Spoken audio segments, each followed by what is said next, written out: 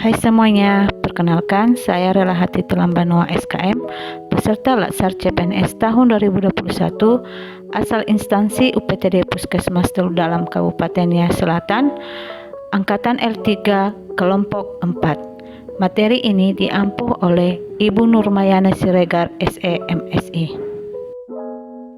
Dalam video saya kali ini, saya akan menjelaskan mind mapping etika publik dan mind mapping komitmen mutu. Mind mapping etika publik terdapat 3 pokok pembahasan. Yang pertama, kode etik dan perilaku pejabat publik. Dalam kode etik dan perilaku pejabat publik terdapat 8 pokok pembahasan. Poin yang pertama yaitu pengertian etika. Etika lebih dipahami sebagai refleksi atas baik atau buruk, benar atau salah yang harus dilakukan atau bagaimana melakukan yang baik atau benar. Etika publik adalah refleksi tentang standar atau norma yang menentukan baik buruk, benar salah perilaku, tindakan dan keputusan untuk mengarahkan kebijakan publik dalam rangka menjalankan tanggung jawab pelayanan publik. Kedua, yaitu pengertian kode etik. Kode etik adalah aturan-aturan yang mengatur tingkah laku dalam suatu kelompok khusus. Sudut pandangnya hanya ditujukan pada hal-hal prinsip dalam bentuk ketentuan-ketentuan tertulis. Ketiga, yaitu kode etik aparatur sipil negara. Berdasarkan Undang-Undang ASN, kode etik dan kode perilaku ASN yakni sebagai berikut. Pertama, melaksanakan tugasnya dengan jujur, bertanggung jawab, dan berintegritas tinggi. Kedua, melaksanakan tugasnya dengan cermat dan disiplin. Ketiga, melayani dengan sikap hormat, sopan, dan tanpa tekanan. Keempat, melaksanakan tugasnya sesuai dengan peraturan perundang-undangan yang berlaku. Kelima, melaksanakan tugasnya sesuai dengan perintah atasan atau pejabat yang berwenang sejauh tidak bertentangan dengan ketentuan peraturan perundang-undangan dan etika pemerintahan. Keenam, menjaga kerahasiaan yang menyangkut kebijakan negara. Ketujuh, menggunakan kekayaan dan barang milik negara secara bertanggung jawab, efektif, dan efisien. Kedelapan, menjaga agar tidak terjadi konflik kepentingan dalam melaksanakan tugasnya. Kesembilan, memberikan informasi secara benar dan tidak menyesatkan kepada pihak lain yang memerlukan informasi terkait kepentingan kedinasan. Kesepuluh, tidak menyalahgunakan informasi intern negara, tugas, status, kekuasaan, dan jabatannya untuk mendapatkan atau mencari keuntungan atau manfaat bagi diri sendiri atau orang lain. 11. Memegang teguh nilai dasar ASN dan selalu menjaga reputasi dan integritas ASN. Ke-12. Melaksanakan ketentuan peraturan perundang-undangan mengenai disiplin pegawai ASN. Pembahasan keempat, nilai-nilai dasar etika publik. Nilai-nilai dasar etika publik sebagaimana tercantum dalam Undang-Undang ASN yakni sebagai berikut. Pertama, memegang teguh nilai-nilai dalam ideologi negara Pancasila. Kedua, setia dan mempertahankan Undang-Undang Dasar Negara Kesatuan Republik Indonesia tahun 1945. Ketiga, menjalankan tugas secara profesional dan tidak berpihak. 4. Membuat keputusan berdasarkan prinsip keahlian. 5. Menciptakan lingkungan kerja yang non-diskriminatif. Keenam, memelihara dan menjunjung tinggi standar etika luhur. Ketujuh, mempertanggungjawabkan tindakan dan kinerjanya kepada publik. Kedelapan, memiliki kemampuan dalam melaksanakan kebijakan dan program pemerintah. Kesembilan, memberikan layanan kepada publik secara jujur, tanggap, cepat, tepat, akurat, berdaya guna, berhasil guna, dan santun. Kesepuluh, mengutamakan kepemimpinan berkualitas tinggi. Ke-11, menghargai komunikasi, konsultasi, dan kerjasama. Ke-12, mengutamakan pencapaian hasil dan mendorong kinerja pegawai. Ke-13, mendorong kesetaraan dalam pekerjaan. Ke-14, meningkatkan efektivitas sistem pemerintahan yang demokratis sebagai perangkat sistem karir. Pembahasan yang kelima yaitu definisi dan lingkup etika publik. Etika publik merupakan refleksi tentang standar atau norma yang menentukan baik atau buruk, benar atau salah perilaku, tindakan, dan keputusan untuk mengarahkan kebijakan publik dalam rangka menjalankan tanggung jawab pelayanan publik. Ada 3 fokus utama dalam pelayanan publik, yaitu pertama, pelayanan publik yang berkualitas dan relevan. Kedua, sisi dimensi reflektif Etika publik berfungsi sebagai bantuan dalam menimbang pilihan sarana kebijakan publik dan alat evaluasi. Ketiga, modalitas etika yaitu menjembatani antara norma moral dan tindakan faktual. Pembahasan yang keenam yaitu dimensi etika publik. Pada prinsipnya ada 3 dimensi etika publik, yaitu pertama dimensi kualitas pelayanan publik, yang kedua dimensi modalitas, dan yang ketiga dimensi tindakan integritas publik. Pembahasan yang ketujuh yaitu tuntutan etika publik dan kompetensi. Pelayanan publik yang profesional membutuhkan tidak hanya kompetensi teknik dan leadership, namun juga kompetensi etika. Tanpa kompetensi etika, pejabat cenderung menjadi tidak peka, tidak peduli, dan diskriminatif, terutama pada masyarakat kalangan bawah. Etika publik merupakan refleksi kritis yang mengarahkan bagaimana nilai-nilai kejujuran, solidaritas, keadilan, kesetaraan, dan lain-lain dipraktikkan dalam wujud keprihatinan dan kepedulian terhadap kesejahteraan masyarakat atau kebaikan orang lain. Pembahasan yang ke-8 yaitu perilaku pejabat publik. Sebagian besar pejabat publik baik di pusat maupun di daerah masih mewarisi kultur kolonial yang memandang birokrasi hanya sebagai sarana untuk melanggengkan kekuasaan dengan cara memuaskan pimpinan. Oleh karena itu, perlu ada perubahan mindset dari seluruh pejabat publik. Perubahan mindset ini merupakan reformasi birokrasi yang paling penting, setidaknya mencakup 3 aspek penting. Yang pertama, berubah dari penguasa menjadi pelayan. Kedua, merubah dari wewenang menjadi peranan. Ketiga, menyadari bahwa jabatan publik adalah amanah yang harus dipertanggungjawabkan bukan hanya di dunia tapi juga di akhirat. Pembahasan yang kedua yaitu bentuk-bentuk kode etik dan implikasinya. Bentuk-bentuk kode etik dan implikasinya ini ada 5 pokok pembahasan. Yang pertama, pentingnya etika dalam urusan publik. Dalam banyak hal, ketika norma etika sudah ditaati dengan baik, sesungguhnya para penegak hukum tidak perlu bekerja keras karena tata tertib sosial sudah dapat dijamin dengan sendirinya. Dengan kata lain, jika aparat pemerintah maupun masyarakat sudah memiliki dasar norma etika yang kuat, ketaatan terhadap norma hukum akan mengikuti, dan biasanya korupsi, penyalahgunaan kekuasaan atau bentuk-bentuk penyimpangan lain akan dapat dicegah sejak dini. Pokok pembahasan yang kedua yaitu penggunaan kekuasaan atau legitimasi kebijakan.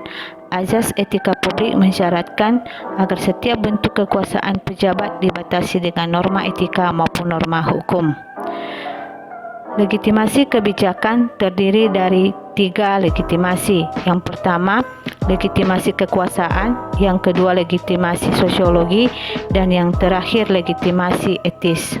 Pokok pembahasan yang ketiga yaitu konflik kepentingan. Konflik kepentingan adalah tercampurnya kepentingan pribadi dengan kepentingan organisasi yang mengakibatkan kurang optimalnya pencapaian tujuan organisasi. Pembahasan yang keempat yaitu sumber-sumber kode etik bagi aparatur sipil negara. Yang pertama, Peraturan Pemerintah Nomor 11 Tahun 1959 tentang Sumpah Jabatan Pegawai Negeri Sipil dan Anggota Angkatan Perang. Yang kedua, Peraturan Pemerintah Nomor 21 Tahun 1975 tentang Sumpah atau Janji Pegawai Negeri Sipil. Ketiga, Peraturan Pemerintah Nomor 30 Tahun 1980 tentang Peraturan Disiplin Pegawai Negeri Sipil. Keempat, Peraturan Pemerintah Nomor 42 Tahun 2004 tentang Pembinaan Jiwa Korps dan Kode Etik Pegawai Negeri Sipil. Yang kelima, Peraturan Pemerintah Nomor 53 Tahun 2010 tentang Disiplin PNS. Dan yang keenam, Undang-Undang Nomor 5 Tahun 2014 tentang Aparatur Sipil Negara. Pokok pembahasan yang kelima yaitu implikasi kode etik dalam pelayanan publik. Paham idealisme etik mengatakan bahwa pada dasarnya setiap manusia adalah baik dan suka hal-hal yang baik. Apabila ada orang-orang yang menyimpang dari kebaikan, itu semata-mata karena dia tidak tahu norma untuk bertindak dengan baik atau tidak tahu cara-cara bertindak yang menuju ke arah kebaikan. Dengan demikian, para pegawai dan pejabat perlu terus diingatkan akan rujukan kode etik PNS yang tersedia. Sosialisasi dari sumber-sumber kode etik itu beserta penyadaran akan perlunya menaati kode etik harus dilakukan secara berkesinambungan dalam setiap jenis pelatihan kepegawaian untuk melengkapi aspek kognisi dan aspek profesionalisme dari seorang pegawai sebagai abdi masyarakat. Pembahasan yang terakhir dari mind mapping etika publik yaitu aktualisasi etika aparatur sipil negara. Aparatur sipil negara diharapkan dapat mengaktualisasikan nilai-nilai etika publik dalam setiap tugas dan tanggung jawabnya, serta menghindari segala bentuk tindakan-tindakan yang melanggar kode etik ASN. Selanjutnya yaitu mind mapping komitmen mutu. Materi komitmen mutu ada dua. Yang pertama, konsep efektivitas, efisiensi, inovasi, dan mutu. Dan yang kedua yaitu aktualisasi, inovasi, komitmen mutu. Baiklah, sekarang kita masuk pada pembahasan pertama yaitu konsep efektivitas, efisiensi, inovasi, dan mutu, yang terdiri dari beberapa pokok pembahasan. Yang pertama, konsep efektivitas dan efisiensi. Definisi efektivitas yaitu sejauh mana organisasi dapat mencapai tujuan yang ditetapkan atau berhasil mencapai apapun yang coba dikerjakan. Sementara definisi efisiensi yaitu jumlah sumber daya yang digunakan untuk mencapai tujuan organisasi. Efisiensi organisasi ditentukan oleh berapa banyak bahan baku, uang, dan manusia yang dibutuhkan untuk menghasilkan jumlah keluaran tertentu.